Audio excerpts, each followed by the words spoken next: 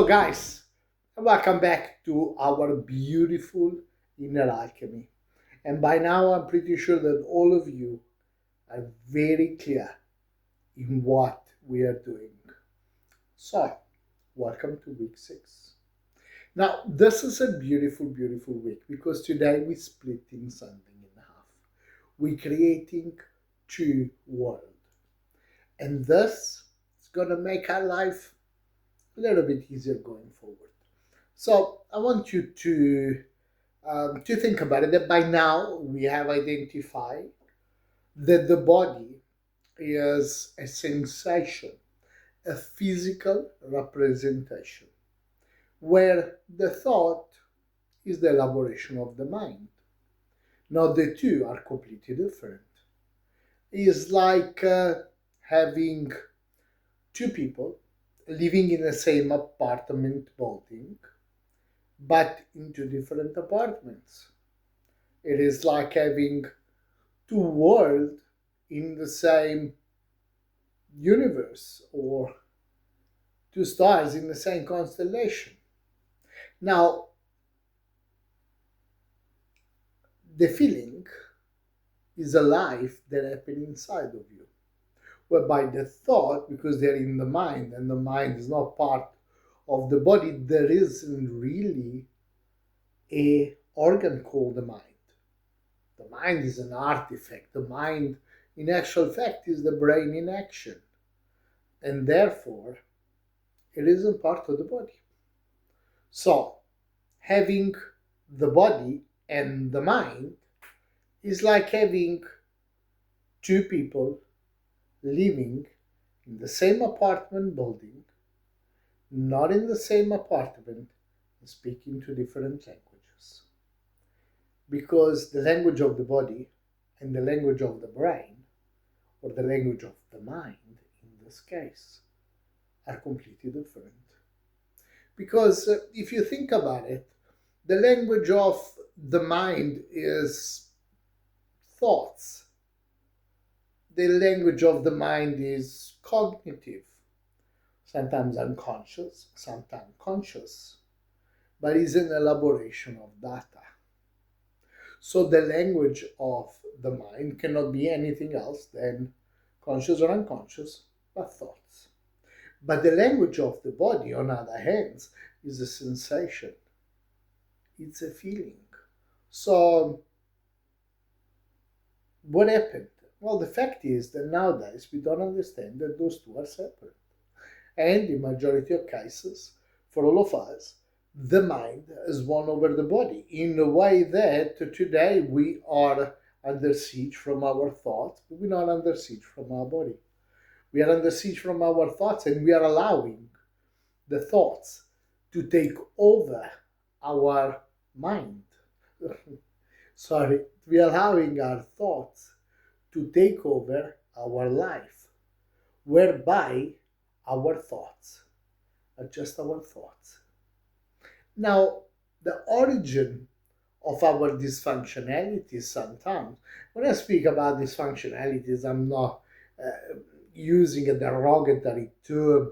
I'm just simply saying the origin of the self sabotaging behavior or such behavior that, in any case, seems to be disruptive for our life and creating more problem than anything else. Well, the origin of this is the inability to keep those two words separate. Because if you think about it, when you're depressed, what happened to your mind? Your mind starts in a sequence of inquiries of what would be more or less plausible as a reason for you to be depressed. In essence, because the mind, we as humans use the mind as a meaning making machine. What we want, the mind is the detective, that the moment that we feel depressed, she takes over and finds a potential reason to be depressed. And she gives you 10 reasons for what you're depressed. And every time you see another more reason, you become more and more depressed.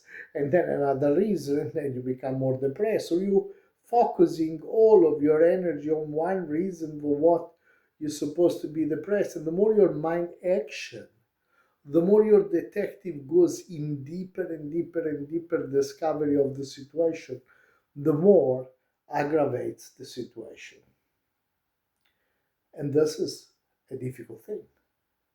Makes us really go in a spiral of emotion out of control. Or imagine a moment of anxiety. What does the mind do? The mind think about what could be the potential reason of it, and then creates a bigger reason and a bigger reason, a bigger problem. And every time you focus on a problem, you see a bigger one happening, or a bigger, the more catastrophic outcome of what you are actually feeling. Again, when the mind takes over. But what if, because those two are completely separate apartments, completely separate planets in the universe, we keep them distant and not communicating with each other, or we interrupt that communication? Well, what if we are able to leave the body communicating with himself? So, can the body speak? We have learned over the past 5 weeks, yes, it does. Through sensation, through feeling, some more pleasant than other. But what if we were not to label necessarily as tragic something that doesn't feel good? What if we were simply able to keep what doesn't feel good as something that doesn't feel good, but without allowing the mind to become, a detective? So, what if we were able to simply acknowledge the feeling? What if we were able to say simply, oh, I'm experiencing a moment of sadness. That's strange. Oh, a moment of anxiety. It's you again. But without questioning and inquiring why. What if we were able to simply step back, become aware of the sensation in the body, and acknowledging the presence into our body, and then remain there by using the language of the body? Because the breath work that I have taught you in week one, it's a language of the body. Because if you don't allow the sensation of sadness, anxiety, or whatever that would be, to come to the mind, you can use the breath to keep that sensation where it is. Because you can use the breath to lower the impact, to lower, to tune down the volume of that feeling, and then simply let it go. Because if you don't entertain the sadness, which means if you don't inquire why you're sad about it, it is just a feeling. And that feeling will go. It will like come. You will simply acknowledge the existence and you will just let it go. It stays here. When it comes and you begin inquiring why. And that is the reason why afterwards you employ all different defense mechanisms, including isolation, including bad temper, including bad mood, including all of this. Those are all mechanisms that only happen if you're allowing the mind to remain in charge of your feelings. But if you allow the feelings to be in charge of the feelings, if you allow the body to be in charge of the feelings, using your body, that will actually change your life. Because we can simply acknowledge. And if we don't let them stay with us, they will move away very, very quickly. All right. Now, this is a beautiful, beautiful, beautiful point of view. But now, what I'm asking you is to implement this in your life. And this is a very difficult implementation. I get them. Very possible, yes. Difficult, yes. So, how do we do this? Well, The bottom line is getting that interruption.